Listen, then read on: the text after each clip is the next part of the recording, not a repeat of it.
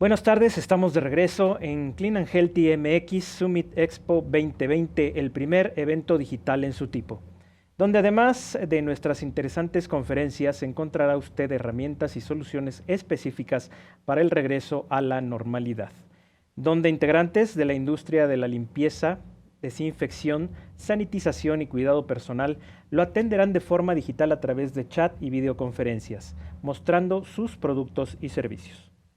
A continuación tenemos la conferencia Introducción a la ventilación mecánica impartida por el ingeniero Víctor Rodríguez de MedIngenium. Adelante, ingeniero. Hola, ¿qué tal? Buenas tardes. Soy el ingeniero Víctor Rodríguez de la empresa MedIngenium. El día de hoy vamos a platicar acerca de lo que es la introducción a la ventilación mecánica. La ventilación mecánica es la herramienta con la que cuenta el área médica para asistir a un paciente que tiene comprometida la función respiratoria, ya sea de forma inducida o por la misma patología que presenta el paciente. Esto es prácticamente, estamos hablando de un apoyo bastante primordial, sobre todo en este caso cuando la respiración de un paciente está comprometida. ¿De qué herramienta nos valemos?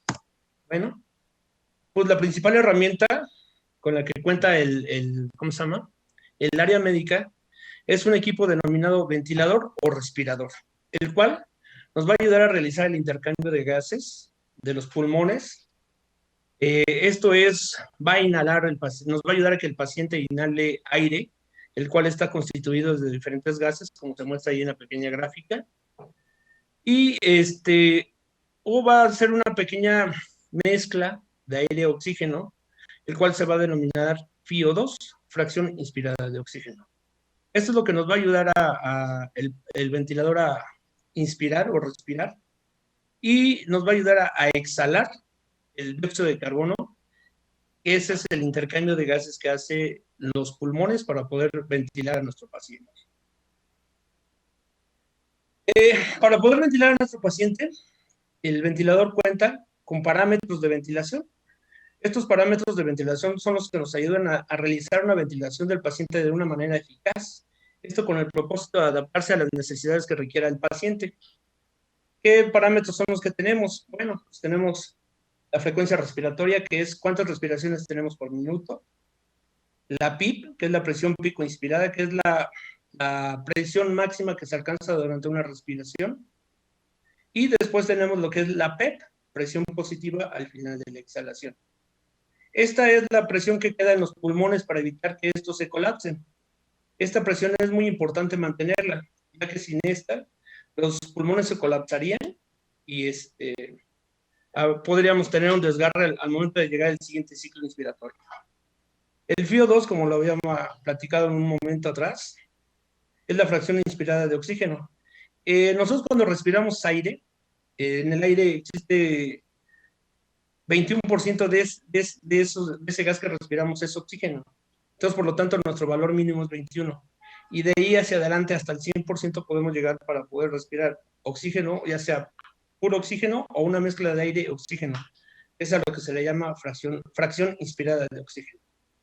Después tenemos lo que es el volumen minuto.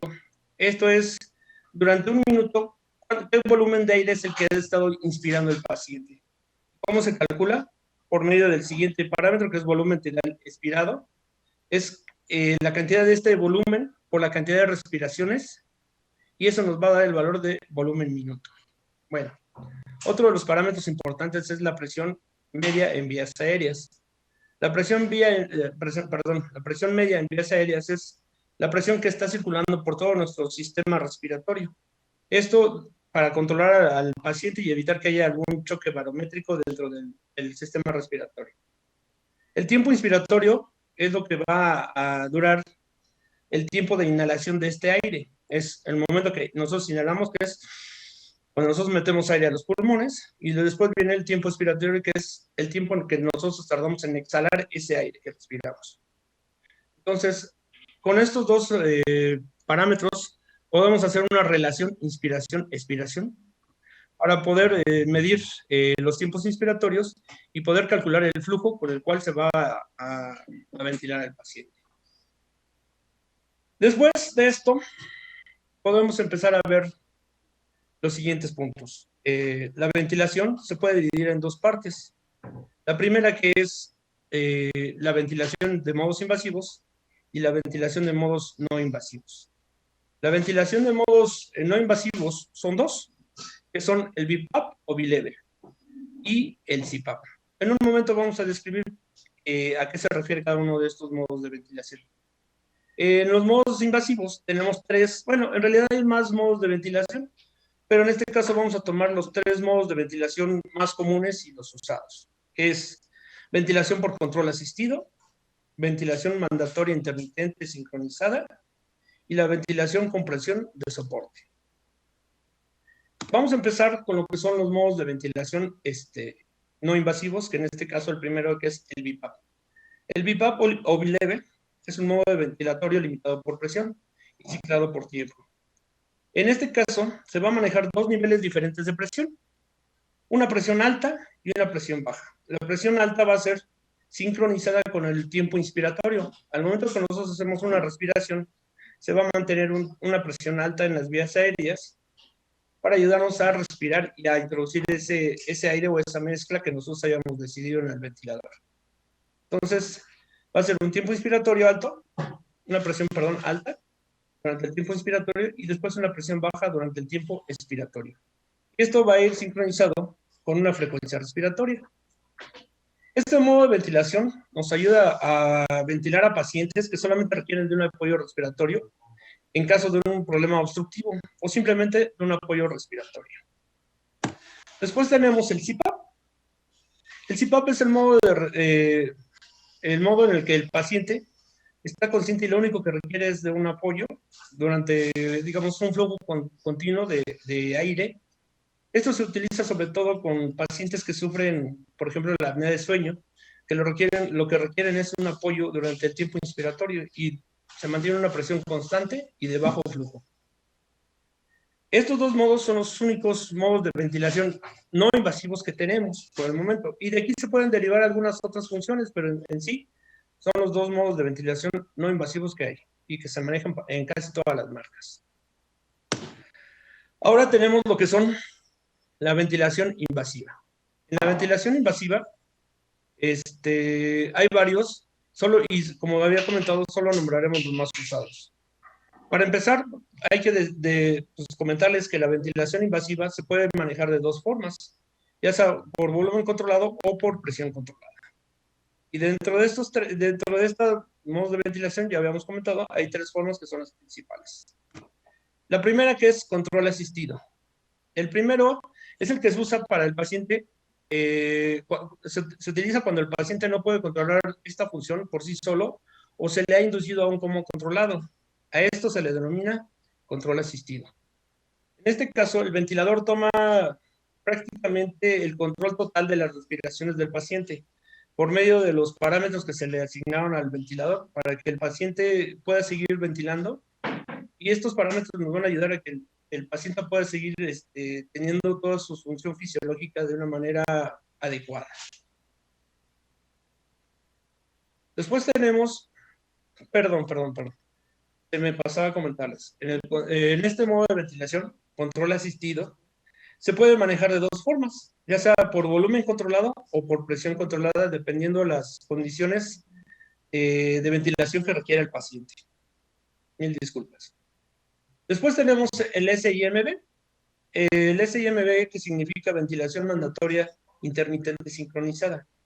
En este caso, el ventilador se va, digamos, a sincronizar con el paciente y va a modular la periodicidad de disparo de la inspiración mecánica programada, de modo que coincida el esfuerzo del paciente con el ciclo inspiratorio del ventilador. En este caso, cuando el ventilador detecta que el paciente tiene un ciclo inspiratorio, lo único que va a hacer es mantener una pequeña fuerza de flujo para ayudar a que el paciente respire adecuadamente y no tenga un toque barométrico dentro, ya que si lo manejáramos por assist control, el paciente es cuando no tiene control total de su respiración, pero en este caso, en SIMB, el paciente ya empieza a tener respiraciones por sí solo, por eso es que es sincronizada intermitente. ¿Por qué? Porque se va a sincronizar al paciente, a las respiraciones que está empezando a tener el paciente, y esto le va a ayudar a que vaya teniendo una mejora con respecto a la patología por la cual fue ingresado. Y de igual manera, el modo de ventilación anterior se puede controlar tanto por volumen como por presión. Y después tenemos lo que es la presión de soporte ventilatoria. Este modo inicia con el esfuerzo inspiratorio del paciente y el ventilador va a hacer una presurización del circuito. O sea, ¿qué es lo que va a hacer? Únicamente va a hacer una presurización, perdón, nuevamente, una presurización del circuito para mantener un flujo dentro de él y que el paciente empiece a respirar por sí solo. En este caso, lo único que va a ser como si fuera una guardia o estar monitorizando las respiraciones del paciente. Esto es para que en el momento que el paciente deje de respirar por sí solo, entrará una presión de soporte. Esto va a ser con el fin de ayudar a que el paciente se pueda, pues, ¿cómo se podría decir? Sanar lo más pronto posible, ya que lo que va a hacer es dejar que el paciente empiece a respirar, pero dándole un soporte. Y en el momento en que el paciente deje de respirar, entra lo que se denomina la alarma de apnea, y en ese momento entra la presión de soporte y empieza a ayudar a respirar al paciente. Una vez que el ventilador detecta que el paciente vuelve a tener respiraciones por sí solo, el ventilador dejará de ciclar. En ese momento, nuevamente el paciente toma control de sus propias respiraciones. Y el ventilador seguirá monitorizando al paciente, estará ventilando, midiendo las ventilaciones, el flujo y la presión con el cual el paciente está inspirando y expirando. De esta manera, estos tres modos son los que se utilizan para un proceso de ventilación de un paciente. Con esto, tenemos un paciente completamente controlado por el Assist Control. Después tenemos el SIMB cuando el paciente empieza a tener respiraciones, pero sin embargo requiere de un apoyo mayor del ventilador. Y por último tenemos el PSB o presión soporte, que es cuando el paciente ya respira por sí solo y lo único que requiere es que en el momento que tenga una decaída, el ventilador pueda darle un apoyo y un soporte. ¿Qué tipos de pacientes podemos ventilar con estos modos? Pues los tres principales, que es adulto, pediátrico y neonatal. En este caso, el último es el que más, digamos, vigilancia requiere, ya que en el modo de neonatal únicamente se va a ventilar por presión, ya que el bebé tiene unos pulmones demasiado pequeños y se debe estar controlando por presión, porque en caso contrario, el ventilador podría lesionar los pulmones del bebé. Ahora, ya hablamos los modos de ventilación. Vamos a hablar ahora un poco acerca de este equipo que nos va a ayudar a hacer la ventilación mecánica, que es el ventilador o respirador, como lo conocen en algunas otras partes.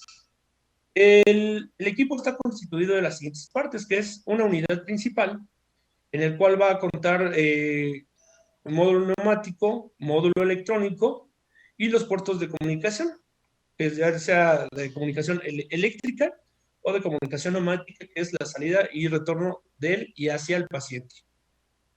Para poder alimentar esta presión neumática se requiere de dos mangueras, que es una de aire y una de oxígeno. La de aire va a ser única y exclusivamente para cuando se ventila a un paciente con un FiO2 de 21%, y el soporte del oxígeno va a ser cuando se requiera de una ventilación con un FiO2 por arriba de ese 21%. Ahora, toda la ventilación en cualquiera de sus modos, tanto invasivo como no invasivo, requiere que ese aire con el que están ventilando al paciente sea húmedo y caliente. Para eso se requiere un humidificador. ¿Por qué se requiere eso? Porque si fuera un aire seco o un gas seco con el que se está ventilando el paciente, podemos resecar lo que son las vías aéreas y se puede lastimar al paciente. Y debe ser caliente, porque si ventiláramos al paciente con un gas, sí húmedo, pero frío, lo que vamos a hacer es ocasionarle a lo mejor una bronconeumonía o algún otro tipo de enfermedad respiratoria. Para poder medir esa humedad, el equipo cuenta con dos cables, el humidificador, perdón. El primero es para un alambre calefactor que va en una de las líneas. Entonces, por lo tanto, llevamos un cable para alambre calefactor y después tenemos un cable de servocontrol de temperatura. Este es un sensor de temperatura que lo que nos va a hacer es medir la temperatura cuando sale de la cámara de humidificación y llega hasta el paciente. Va a medir las dos temperaturas y va a hacer un cálculo exacto de cuánto es lo que tiene que estar saliendo de la cámara para que no haya una pérdida de temperatura cuando llegue el paciente. Después tenemos circuito de paciente con cámara de humidificación. Anteriormente se manejaban las cámaras de humidificación reusables. Hoy en día las cámaras tienen que ser desechables, sobre todo con la pandemia que estamos pasando por el momento. Para esto son circuitos que ya traen interconstruido o incorporado, perdón, incorporada la cámara de humidificación. Lo único que se tiene que hacer es rellenar con agua bidestilada para que esa humidificación pase por todo el circuito y llegue hacia el paciente. Ok. ¿Qué otro punto importante debemos de tener y debemos de contar para hacer una correcta ventilación? Debemos de tener filtros bacteriano-virales. Esto es tanto en la línea inspiratoria como en la línea expiratoria. Esto es para proteger tanto al paciente como al equipo de un probable contagio. Estos filtros lo que hacen es, prácticamente el nombre lo dice, filtrarnos todo tipo de bacterias o virus que pudieran contaminar al paciente o al equipo. Por lo tanto, se requiere, y es un punto muy importante, el utilizar en estos momentos lo que son filtros bacteriano-virales. Y es muy importante que tenga que ser viral por el momento, por la pandemia la cual estamos pasando en este momento. Y por último, podemos tener o no, dependiendo de la marca y el modelo, un pedestal para poder hacer los traslados y no montar el ventilador, ya que hay ventiladores de diferentes tamaños, y hay ventiladores que son muy grandes y no se pueden montar, digamos, en la camilla o en la cama del paciente para poderlos estar ventilando y poder hacer un desplazamiento correcto dentro del área. El armado del ventilador. Bueno, ya platicamos con una de las partes y lo que se ve ahorita en la gráfica es cómo se ve armado completo el ventilador. En este caso, vamos a empezar de izquierda hacia derecha, en el sentido contrario a las manecillas del reloj. Tenemos la unidad principal, que es el ventilador como tal. Después se marcan ahí, tanto en la línea inspiratoria como en la línea expiratoria del ventilador, deben ir instalados lo que son los filtros bacteriano-virales, que ya habíamos dicho. En la parte de abajo, colgado sobre el pedestal, va el humidificador para que no estorbe hacia el equipo. El pedestal en donde va a ir montado tanto la unidad principal como el humidificador. El circuito de paciente. Por cierto, el circuito de paciente hay de diferentes diámetros. Son 3 diámetros diferentes los que hay. Uno es para adulto, uno para pediátrico y uno para neonatal. Y dependiendo de las necesidades el paciente, se va a cambiar el tamaño por el diámetro del circuito. Después tenemos lo que son los cables y sensores para el servocontrol, que van prácticamente a la par a un costado de los circuitos.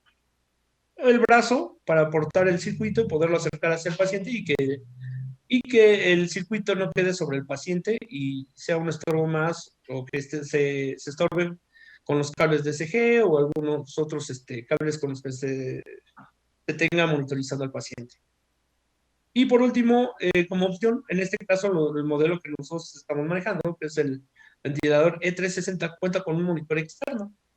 Este monitor externo nos ayuda a visualizar en formas más grandes o números más grandes y trazos más grandes la información que está generando la lectura y el tratamiento del paciente. Por la parte de atrás, tenemos que el ventilador cuenta con la conexión de aire y oxígeno. ¿Sí? Si se dan cuenta, ahí se ven algún tipo como de copas. Estas copas son para retener o se puede decir capturar, en dado caso que la línea se pudiera llegar de llenar de algún tipo de líquido, sobre todo en la línea de aire, ya que la línea de aire viene de un compresor. La salida del monitor externo y el cable de alimentación eléctrica. ¿Sale? En este caso es bien importante tomar en cuenta que un ventilador debe de ser pues debe de estar completamente armado y bien instalado para su correcto funcionamiento del equipo. Esto para asegurarnos que haya una correcta ventilación. ¿Sí? En este caso, la conexión de mangueras de aire y oxígeno son muy importantes, ya que al momento de hacer una ventilación, uno de los parámetros más importantes es la mezcla de aire y oxígeno o la fracción inspirada de oxígeno. Si el ventilador no contara con alguna de las dos alimentaciones, este parámetro, este parámetro debería de estar de una mejor, perdón, mil disculpas. Este parámetro es de los más importantes y debe de estar correctamente calibrado y ajustado para que se haga una correcta mezcla de aire y oxígeno. ¿Qué tipos de ventiladores hay ahora? Hay muchos ventiladores que son de terapia o fijos. Todos estos tipos de ventiladores son ventiladores que son de gran tamaño y que cuentan con todo tipo de funciones y parámetros de ventilación, con monitores externos, sin monitor externo, a lo mejor. Hay ventiladores que incluso no tienen pantalla, únicamente nos mandan la información numérica desplegada. En este caso, pues estos que son ventiladores de última generación, sí cuentan con pantalla para mostrarnos tanto los valores numéricos como los trazos para ver el estatus de ventilación y algunas otras formas y parámetros. Y también tenemos por otro lado lo que son los ventiladores de traslado.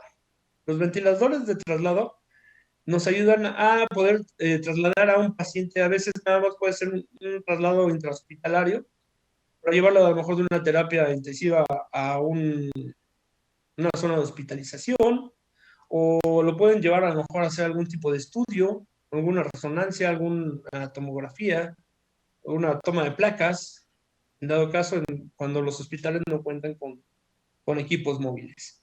Otro de los más importantes es hacer traslados de un hospital a otro o incluso de una ciudad a otra. Para eso se requieren lo que son los ventiladores de traslado. Estos ventiladores, como es el caso del que tenemos en imagen, en la pantalla, son ventiladores más pequeños y de funciones un poquito más limitadas. Sin embargo, hay equipos que cuentan con los mismos modos de ventilación, tanto como los fijos, como estos portátiles. Entonces, pueden manejar todos los parámetros que manejamos, que platicamos hace rato, y hacer una ventilación pues, de mejor calidad para poder hacer un traslado adecuado del paciente, ya sea de un hospital a otro. ¿Sí? Todo esto nos conlleva a poder realizar una ventilación correcta y adecuada del paciente. Estos puntos son los más importantes que podemos tratar. Recordemos, vamos a hacer un pequeño recordatorio de todo nuevamente. La ventilación mecánica es la herramienta principal con la que cuenta el área médica para poder soportar a un paciente que tiene comprometida esta función vital, ya sea, nuevamente les vuelvo a repetir, de una manera inducida o por la patología que presenta el paciente. En este caso, inducida cuando se requiere que el paciente esté en coma para poder hacer algún tratamiento, o sobre todo ahorita que fueron muchos pacientes con COVID, que requirieron ser pues, prácticamente inducidos a un sueño y que el ventilador controle por completo su función vital respiratoria.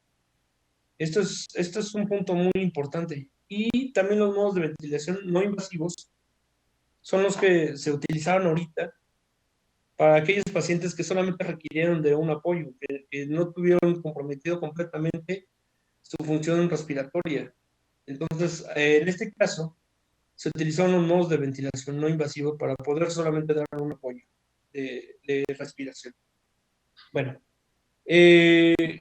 y los modos de ventilación, recapitulo, son invasivos, no invasivos, y los invasivos son 3 etapas.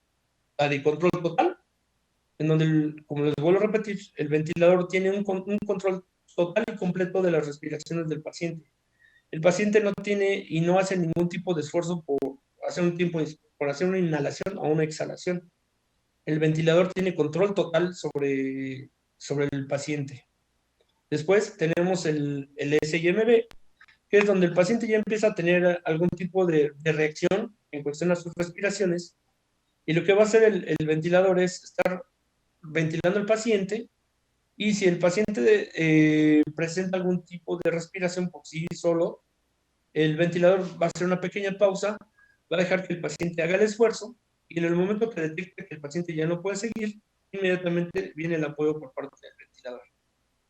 Y por último, viene la etapa donde ya prácticamente el ventilador nada más es un equipo de vigilancia, que lo que va a hacer es llevar al paciente, estar vigilándolo, el paciente va a estar respirando por sí solo, y una vez que el paciente empieza a respirar, el ventilador lo único que va a hacer es mantener un flujo dentro del tubo del circuito para que al paciente se le facilite. El paciente deja de hacer algún tipo de respiraciones, el ventilador va a mandar una presión soporte. En este caso, va a ayudar y a través de un ciclo respiratorio va a estar ayudando a respirar al paciente, y una vez que detecta que el paciente ya vuelve a tomar control de sí mismo sobre sus respiraciones, el ventilador se detiene. Y con esto estamos completando lo que es todo un ciclo completo desde que un paciente llega sin ningún tipo de control de sus respiraciones hasta que el paciente puede ser dado de alta del área de terapia y pasarla a un piso de hospitalización, y por el momento que ya no requiere de un apoyo por parte de un ventilador. ¿Sí? Sobre esto, lo único que me queda más que decir es el ventilador es un punto muy importante para el proceso de la ventilación mecánica. Y la ventilación mecánica es la herramienta principal con la que cuenta el área médica para poder ayudar a la función vital del paciente que tiene comprometida esta función. Pues no sé, un punto importante, saber que el aire que nosotros respiramos solamente cuenta con el 21% de oxígeno. No es que estemos respirando oxígeno puro. Mucha gente cree que por conectarse a oxígeno directo, cuando no se tiene un tratamiento o no se va con un médico para que se le recomiende un tratamiento, es más que suficiente. No, es bien importante decirles que cuando el médico manda oxígeno puro y conectados a las puntas, en algunos casos que se llega a utilizar la terapia la oxigenoterapia, que es nada más puntas nasales y estar constante, el médico va a determinar por cuánto tiempo y a qué porcentaje de FIO2. Es bien importante saber que también el respirar el puro oxígeno también es contradictorio para la salud del paciente. Por lo tanto, debemos de ir con un médico, un hospital, y en dado caso ahí determinarán cuál es la terapia adecuada para poder ventilar o dar el soporte de respiración al paciente. Pues nada, ¿qué más se requiere para una ventilación mecánica? Un grupo de inhaloterapia que debe estar aportando sus conocimientos para que se lleve adecuado la ventilación. Sin embargo, hay diferentes tipos de ventiladores y cada marca incluso en algunos casos llega a tener más modos de ventilación en la parte invasiva. Sin embargo, estos tres que nombramos son los más importantes, ya que derivado de estos modos de ventilación surgen algunos otros, y ya sea alguna marca lo registra por algún nombre diferente, porque le cambiaron algún parámetro o porque hicieron alguna otra observación en cuestión a su función. Por lo tanto, por eso quisimos poner estos tres modos que son los más importantes: es presión soporte, SIMB, y así se controla. Muchas gracias, Víctor. Tenemos por aquí un par de preguntas del auditorio que quisiera realizarle antes de despedirlo. Uno es, ¿cuáles son los equipos portátiles de vigilancia para el hogar y qué tanta energía eléctrica se gasta? Ok, bueno, los de vigilancia en casa prácticamente son dos, que son los tanques, los pequeños tanques. no gastan ningún tipo de energía eléctrica. Aquí vamos a depender de la capacidad del tanque que tengan y la cantidad de litros por minuto que les hayan determinado el área médica. Ese es uno. Y el otro es el concentrador de oxígeno. El concentrador de oxígeno va a depender, el consumo eléctrico va a depender del fabricante, pero en realidad es un consumo muy bajo de energía eléctrica. Es como si tuviéramos conectado a un televisor en ese tipo de consumo, y lo que va a hacer es generar, nos va a generar oxígeno. El equipo, estos equipos normalmente se deben de conectar 15 minutos antes de que empiece la terapia. ¿Por qué? Porque ese es el tiempo que tarda en procesar, en filtrar, llamemos así, los diferentes gases y estarnos entregando únicamente lo que es el oxígeno. Espero que haya quedado claro. Si tienen alguna otra duda, con mucho gusto estoy para resolverla. Aquí nos preguntan, ingeniero, ¿qué país es el líder en producción de sistemas de ventilación asistida? ¿Qué tan caros son los mantenimientos? Y en específico, ustedes, ¿de dónde provienen los ventiladores que venden? Ok, no hay un líder en específico. Hay ventiladores de todas las marcas y procedencias, tanto europeas como americanas. La marca que nosotros estamos distribuyendo, que es Medtronic, es Newport, que es de Estados Unidos, y el costo del mantenimiento de los ventiladores va a depender prácticamente del lugar a donde vayamos, ¿no? Va a depender la cantidad de bióticos que se tengan que agregar al servicio. Son servicios que no son muy caros con respecto al... Si se le dan los mantenimientos preventivos adecuados, es muy difícil que se llegue a hacer un mantenimiento correctivo. Entonces, por lo tanto, si se mantiene por mantenimientos preventivos, los costos de manutención del equipo van a ser muy bajos. Una última pregunta, ¿qué líquido es ideal para humidificar una habitación? El líquido, híjole. En este caso, yo creo que hay que ver, hay diferentes marcas.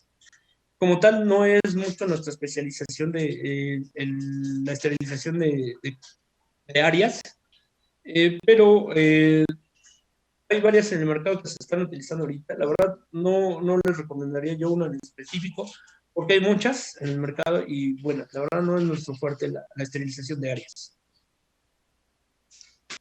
¿Alguna página, teléfonos de contacto, ingeniero? La página es www.meningenium.com.mx y los números de contacto. Eh, Tenemos en la Ciudad de México y, perdón, ahí les quedo de ver, ahorita no traigo en la mente los números, pero les podemos dar el correo de mantenimiento, que es mantenimiento@meningenium.com.mx. Sin embargo, les dejo mi número de celular, que es el 55 85 30 62 12. Muchísimas gracias al ingeniero Víctor Rodríguez de Medingenium. Continuamos con nuestro programa de conferencias en punto de las 17 horas. Regresamos con la seguridad en el trabajo ante la nueva normalidad, lo que llegó para quedarse, impartida por el maestro Enrique Pintor de Laboratorios LAPI. Continuamos.